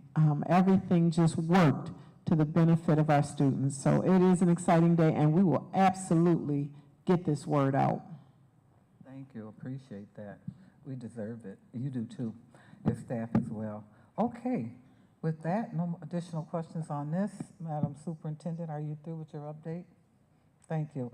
I would like to ask for a motion to excuse the following board members from tonight's meeting: Dr. Kathy Evans-Brown, Jennifer McCuzy, and Larry Scott. Paulette Wood, second by Cindy. All in favor? Any opposed? Thank you. Moving forward, can I have a motion to approve the board minutes of June the 12th, 2024? I see Mr. Hurd, second by Board Member Shuda. All in favor?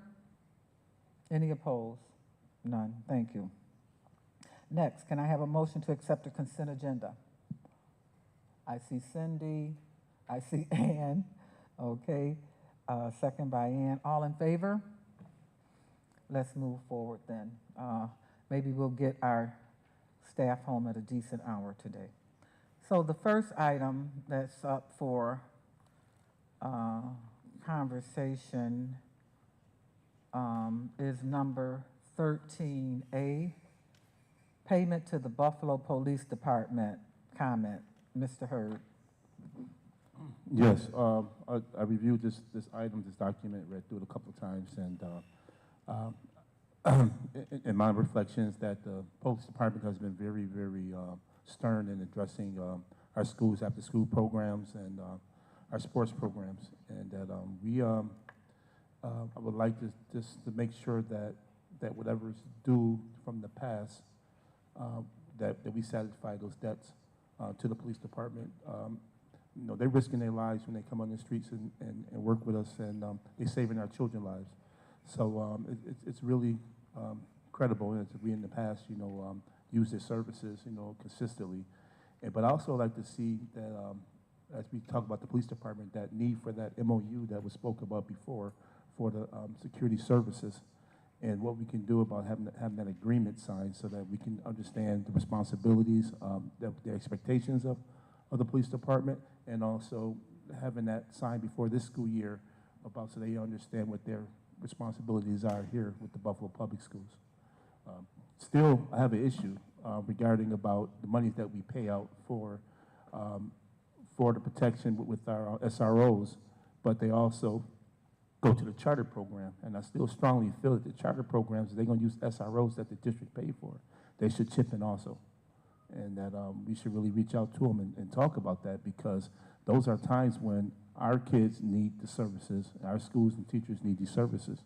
And they may be away on another call at a charter program. And like I said, we love all our children, no matter if they're in charter schools, private schools, or public schools. But if we're paying, they should pay also. They should chip in also for the services that we're extending our hand to them for. Thank you.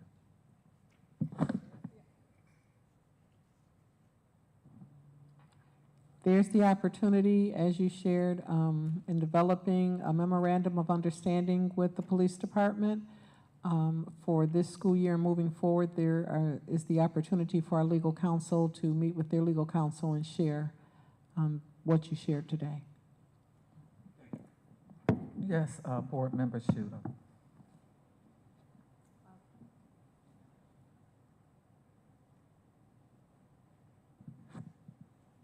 I guess what I would like resolved is there seems to be some disconnect in communication from the parties involved, and that is what I hear from schools on a regular basis.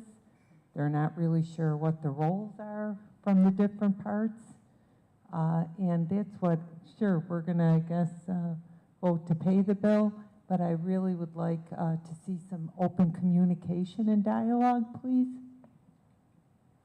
Thank you, Board Member Shuter. The others? So I want to comment on this because I've been on the board the longest, and this MOU has been out there forever. It was there before the absence of it. And one of the problems that I have is that we are paying for a service that we have no authority over. We basically have to accept what we get. And that's what my concern is. Last year during the basketball season, it was dismal. It was not properly represented. And I know that because the principals told me that and their concerns. And I have a problem making payment on anything without making sure that we are in agreement on what's to happen. So the superintendent has asked and the board to allow her this opportunity. But I need to go on record to say, but you're not the first superintendent to ask the board the same question and say that you're going to deliver. So it needs to be clear, to the city of Buffalo, to the mayor, as well as to the police department, that it's a new day.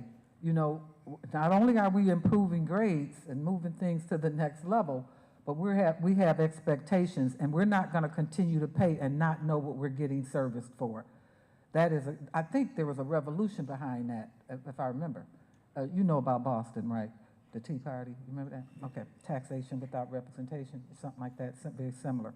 So I want you guys to understand, I really have an issue with this because this has been going on for well over 25 years. Okay, no MOU, we're going to have a problem. Okay, and I sincerely feel that there's never been a true commitment to get this done on the part of certain parties. I'm not going to put them on blast, but it's obvious because it's not done at this point. And I'm very concerned about paying anyone and not having proper representation. Thank you. With that, we'll move forward. Again? Mm-hmm. Yes, again. Thank you.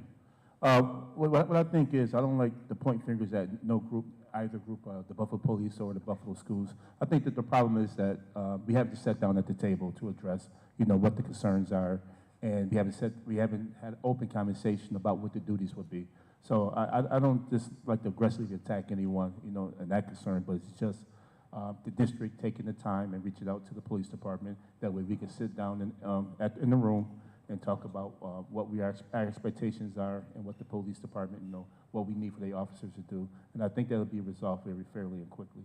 So thank you again, and I'm looking forward for a report. Thank you. Let's just make clear, this superintendent has tried to sit down, and she has sat down to get this addressed. And in this here, the superintendent is not the reason why it's delayed. And I want that to be clear. Thank you, okay? I want that to be clear, because it makes it look like she's not doing what she's supposed to do, and she's definitely trying. So the message is coming from the board to the other parties that the time is of the essence, and this is where we are with that. So I just want to make sure, I don't ever want it to be said that the board has brought a concern to the superintendent and she has not addressed it. Thank you. Next, we have item number 18K, Wise Ed purchase of consumables. Terrence Hurd. Yes, my question about this is that we just voted on this giving $300,000 to Wise Ed. Is this part of the same vote, or is this an extension of it? I'm not quite sure what we're asked to ask is.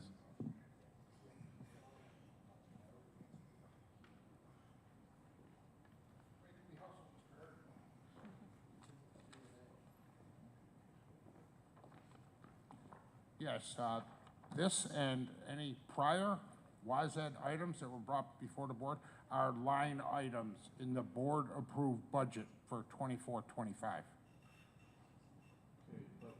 We just approved $300,000 for this year, so this $300,000 again is for. Correct. It's like if a line item has $1 million on it, there could be 3 or 4 different purchases that make up that $1 million, and you will see them.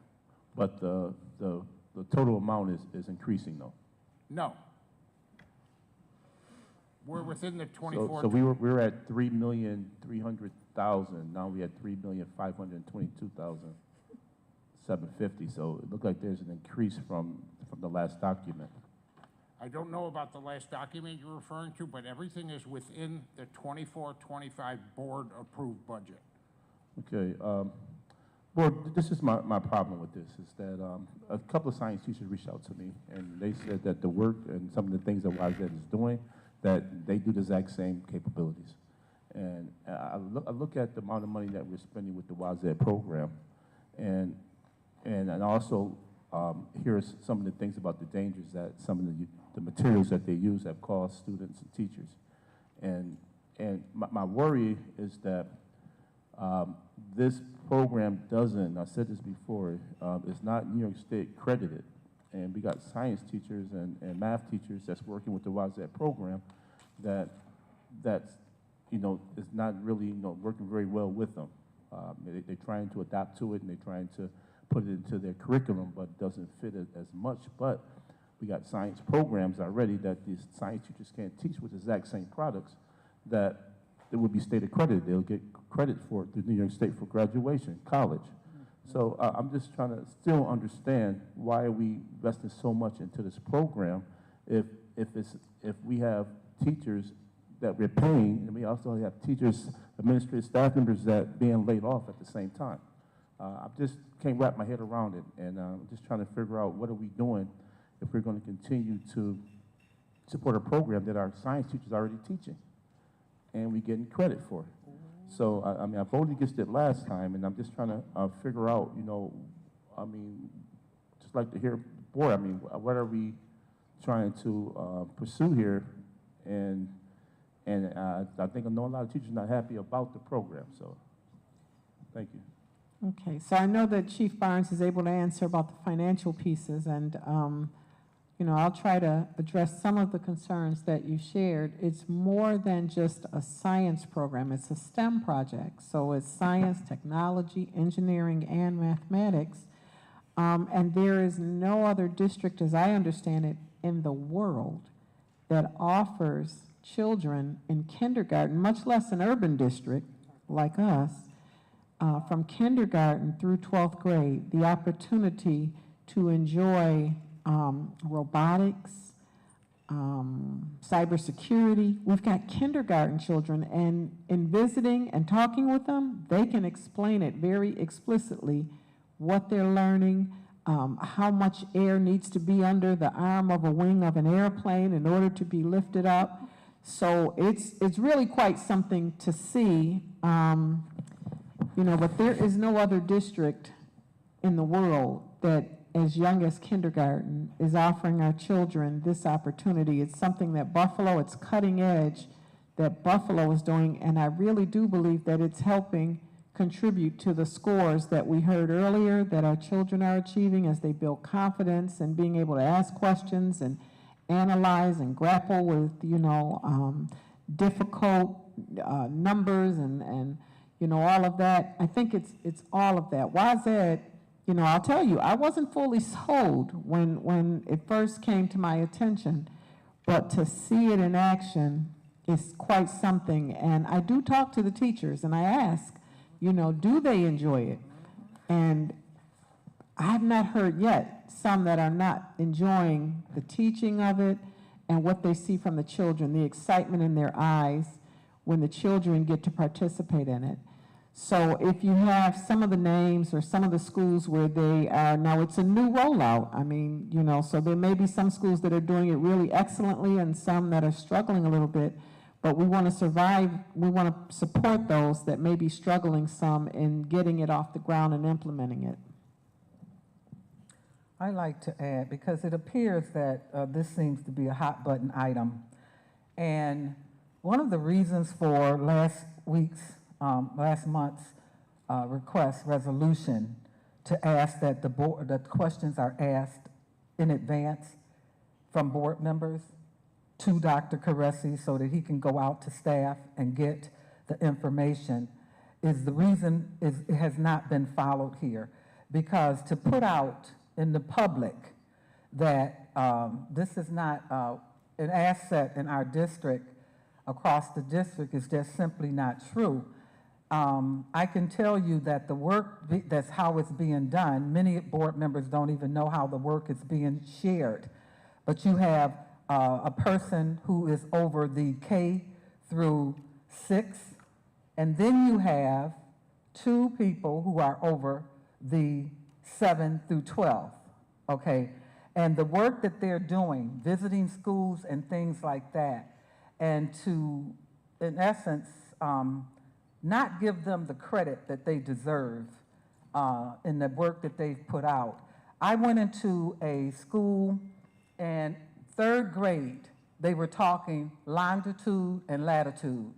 I think that was a 5th grade, 6th grade word for me. And they knew what it meant, and they were explaining it. I'm sitting there learning from the kids. So I think that if these concerns are legitimate, they need to be given to the superintendent so that she can address them. I think ultimately the concern might be that I brought the project here more so than anything, but to see this work in the schools, I have principals who are rotating it 4 times a week. I have principals that spend in a given month 2 hours of their time where they devote. Children look forward to just doing this project. So we need to straighten out this rumor, because after the last meeting, I went to Dr. Baldo and I asked her what type of feedback she was getting. I asked the other 2 people who were working, and it was all positive. And so if they're in the schools seeing how this is being rolled out, we need to know if there's a problem, because it is Common Core ready, certified in New York State, so we're not doing something that is not Common Core approved, okay? And so, we have one of our top people in our district, Dr. Baldo. Now, she's not here tonight. Unfortunately, she has a bereavement, and we ask for God for his mercy on her family. But if she was here tonight, she would be up here and she would be defending this product, because it has made a difference in the lives of our children. It is preparing our children for the jobs of the future. That's what it's doing. So the jobs over at Roswell, where you don't see any diversity, our children will be able to step in those positions because they will not have the fear of math, and they'll be able to deal with science and things that they don't even know they're learning in most of these emphasis. So I just need for you to provide the actual information to Dr. Williams, which it should have been provided before now, if that was a problem, and we're spending that type of money because we want to get to the bottom of it. Great work that's being done. In addition to the fact that they provided close to $400,000, they're covering our 7th and 8th graders this year free. WASED did that as a result of Steve Wozniak wanting to make sure that Buffalo Public Schools, did you hear what I said? Steve Wozniak wanting to make sure that Buffalo Public Schools is a great success with this program. Dr. Williams, there may be some other districts that are doing it, but we were the first, okay? I don't know, but we're not going to say what's going on, but we know we were the first to be the large urban school districts in the world to roll this out.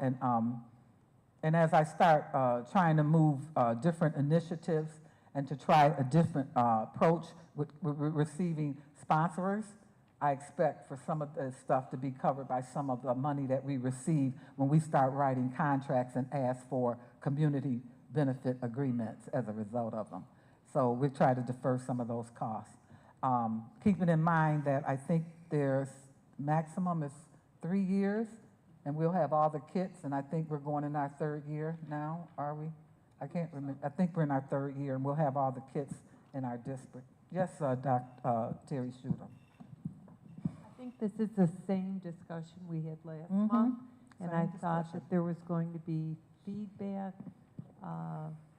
given, and we were going to talk to the principals and the teachers, and I think that we've said the same exact thing 2 months in a row.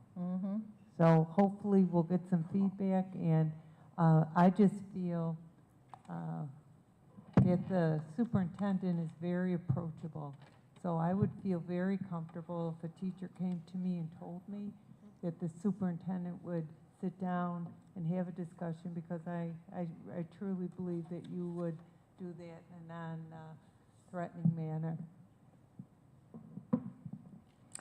Thank you. No other discussions regarding the consent agenda.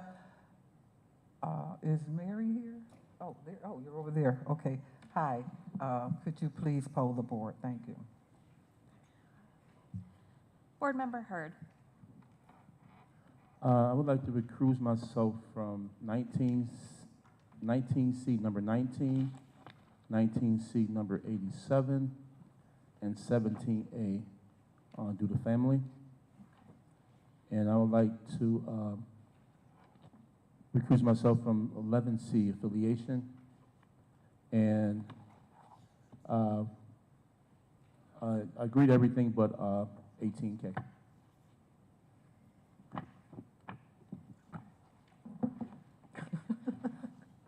Taking notes on that one. Okay, Board Member McEachen. Board Member Rivera. Board Member Shuta. 17E affiliation. And other than that, no exceptions. Thank you. Board Member Woods.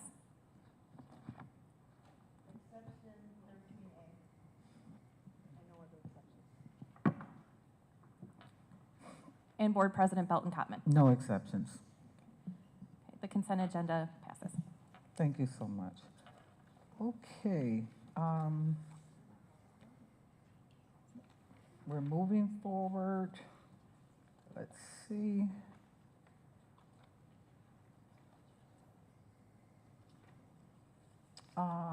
Board members, does anyone have anything to report out in regards to their committees? Okay, Board Member McEachen, would you please share? Thank you. On? Okay, I can never tell. The light goes on and then there's a delay.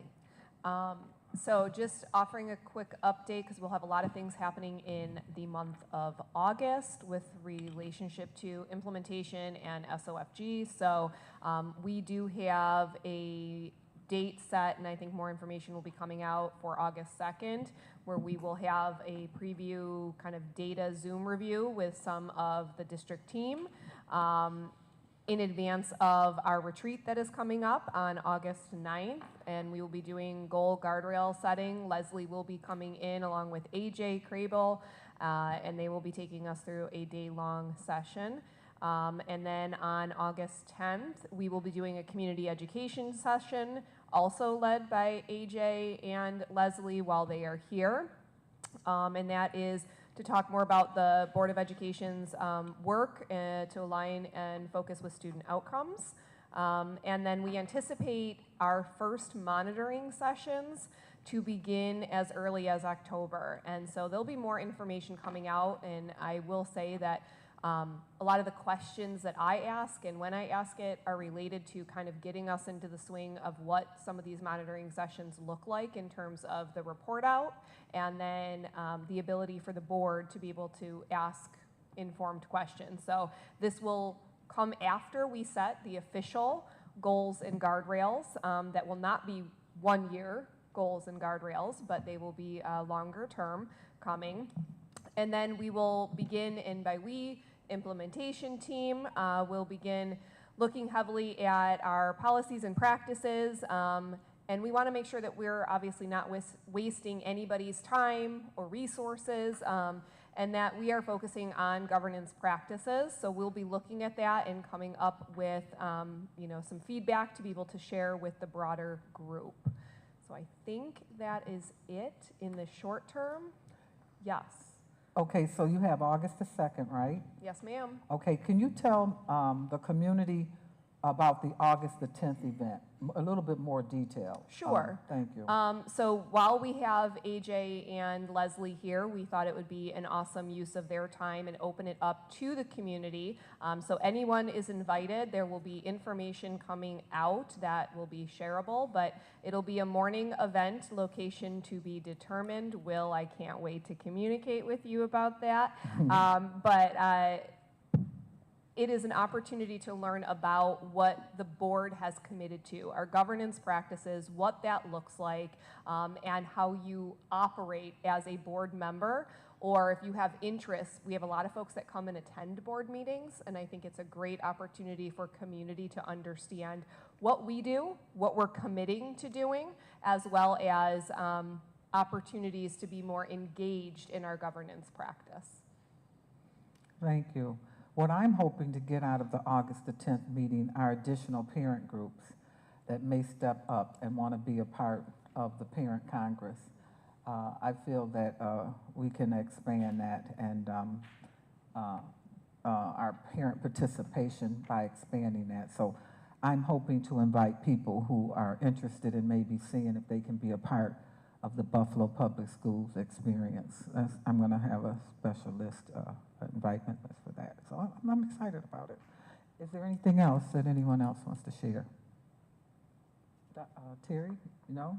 Oh, okay. All right. Let's see. 222. I think we've covered everything that I can think of, except for our bereavements, which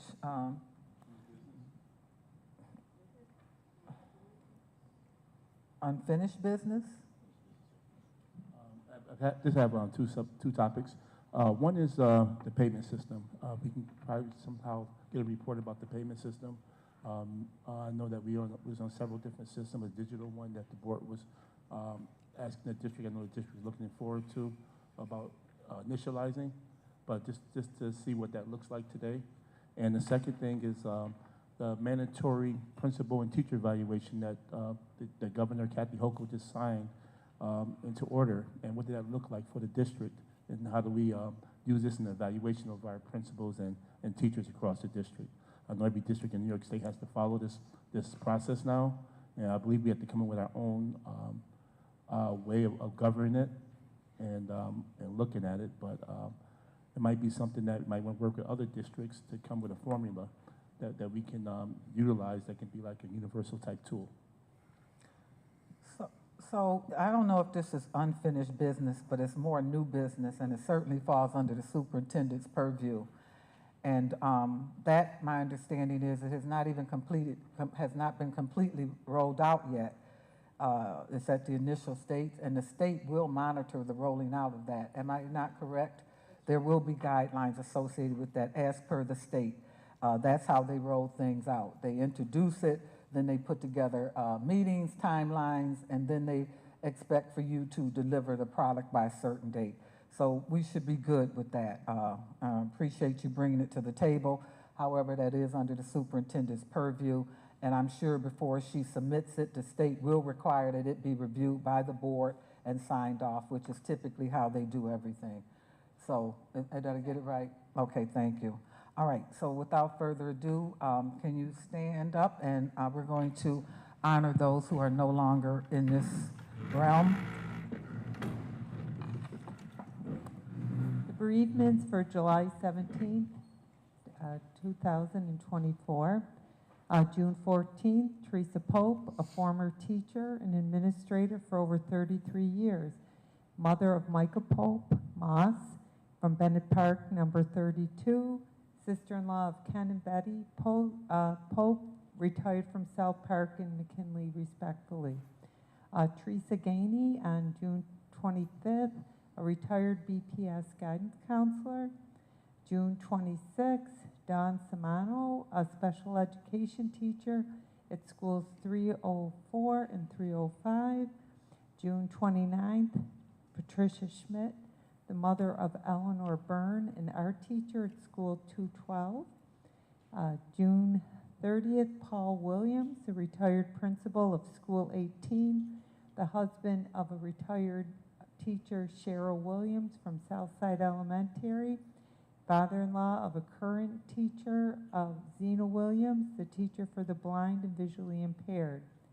July 5th, Paul Sharman, father of Caitlin Bobby, a special education teacher, school 99. And July 8th, Tyrone W. St. John, stepfather of Daryl Wood, the supervisor of Building Construction Division of Plant Services and School Planning.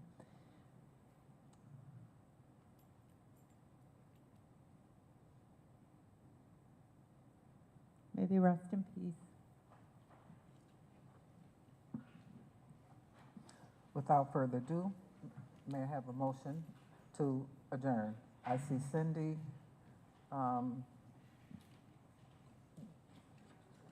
Dr. Revere, all in favor? Aye? Okay, no opposed.